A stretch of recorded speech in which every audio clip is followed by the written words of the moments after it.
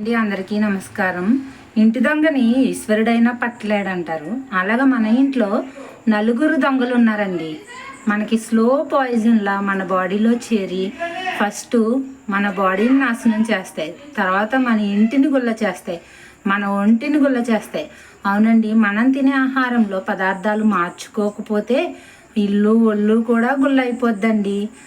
ఆస్తులమ్మైనా సరే ఆరోగ్యాన్ని మళ్ళీ పొందుకోలేం. అవునండి, ఆ నలుగురు దొంగలు ఎవరంటారా? మనం తినే తెల్ల బియ్యం, తెల్లుప్పు, తెల్లటి పంచదార, తెల్లటి మైదా.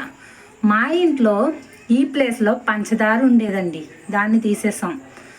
ఈ ప్లేస్లో తెల్లుప్పు ఉండేది, దాన్ని తీసేసాం.